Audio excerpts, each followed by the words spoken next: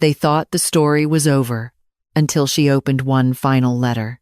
The door closed behind Claire with a soft, final click. Inside the room, chaos had begun. Outside, there was silence, real silence. Not the kind filled with judgment, not the kind that hides whispers, but the kind that allows you to finally hear your own thoughts. Claire stood still for a moment, just breathing, not deeply, not dramatically, just steadily. Because for the first time in a long time, there was nothing left to prove. But closure is a strange thing. People think it ends everything. It doesn't. Sometimes, it begins something else. Claire stepped down the marble stairs slowly, each step deliberate, each movement calm. The world outside hadn't changed. Cars still passed. The sky remained the same muted gray. People moved, talked, lived, unaware that inside that building, a truth had just rewritten an entire narrative. Her phone vibrated. Once, then again. She didn't check it. She already knew. Calls, messages, questions, maybe even apologies. Too late. Understanding that comes after exposure isn't understanding. It's reaction. She reached the bottom of the steps, paused, closed her eyes for just a second. And in that brief moment, she remembered him. Not the man everyone saw, not the businessman, not the wealthy figure people respected, but Henry, the man who laughed quietly, the man who listened more than he spoke, the man who had once told her, people only see what fits their version of the world. A voice broke the silence. Claire. She opened her eyes, slowly turned. Emily stood there, a few steps away. For the first time, she didn't look controlled. She didn't look composed. She looked uncertain. I need to speak with you, Emily said.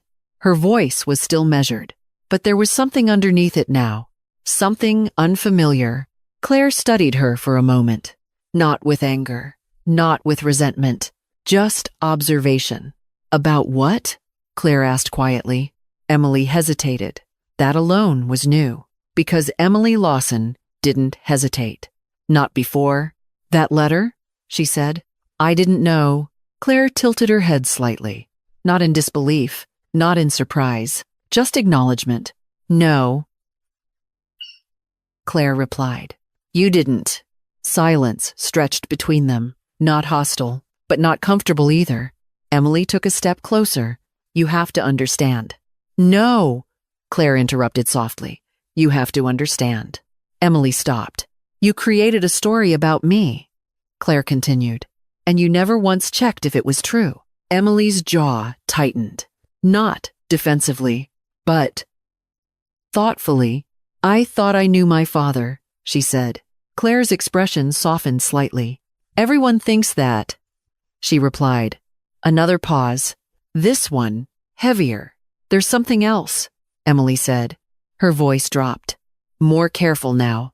The lawyer mentioned another document. Claire didn't react immediately, but something shifted in her eyes. What document? She asked.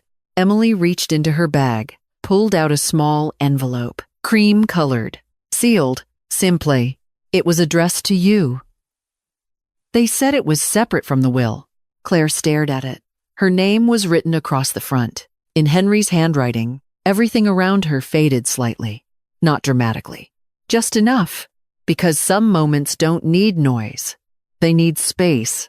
Why didn't they give it to me inside? Claire asked. Emily hesitated again. They said it was personal. Claire let out a slow breath, reached for the envelope. Their fingers almost touched, but didn't. For a brief second, everything that had happened inside that room felt distant. Because this was something else. Claire held the envelope carefully, as if it carried more than just paper, as if it carried time, memory, something unfinished. I'll leave you to it, Emily said quietly. Claire nodded, not warmly, not coldly, just neutrally. Emily turned, walked away, slower than before, less certain. Claire watched her go, then looked back at the envelope. Her name, written in a way she recognized instantly. She didn't open it immediately, because some truths you don't rush. Instead, she walked, away from the building, away from the noise, away from everything that had just happened, until she found a quiet place, a small park across the street. Empty, still, she sat down on a bench, the envelope resting in her hands. Her fingers traced the edge of it, lightly, carefully. Then, she opened it. Inside was a single sheet of paper, folded once. She unfolded it slowly, her eyes moving across the familiar handwriting. Claire, it began. No formal tone, no distance, just her name. If you're reading this, it means the noise has already begun. Furted lug, a small breath escaped her. And knowing them, it won't be kind. She almost smiled. Almost. I didn't write this to defend you, the letter continued. You never needed that. Her grip tightened slightly. I wrote this because there's something I never told you. Claire's heart slowed, not faster, slower, because anticipation doesn't always rush.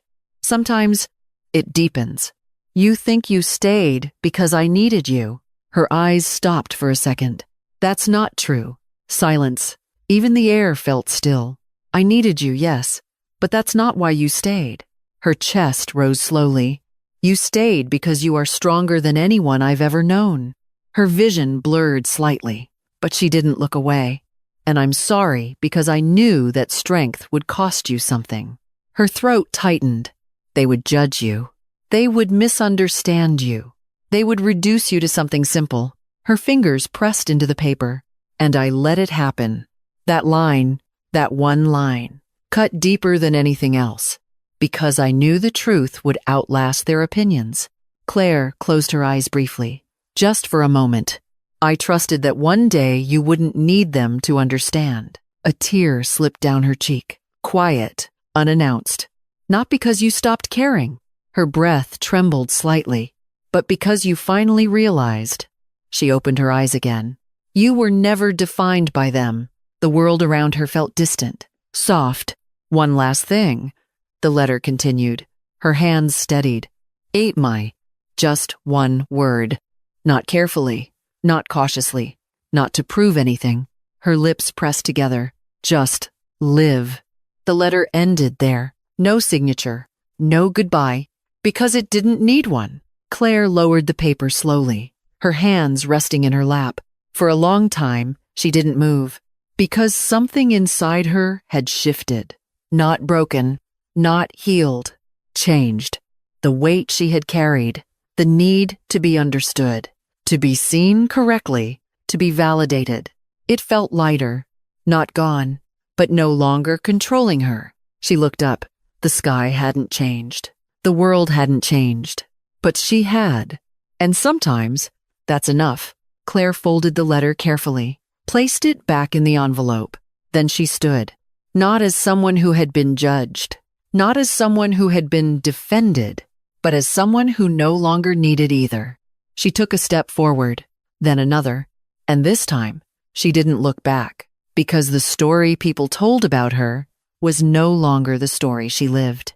And the truth didn't need a room full of people to exist. It only needed her. And now she finally understood that.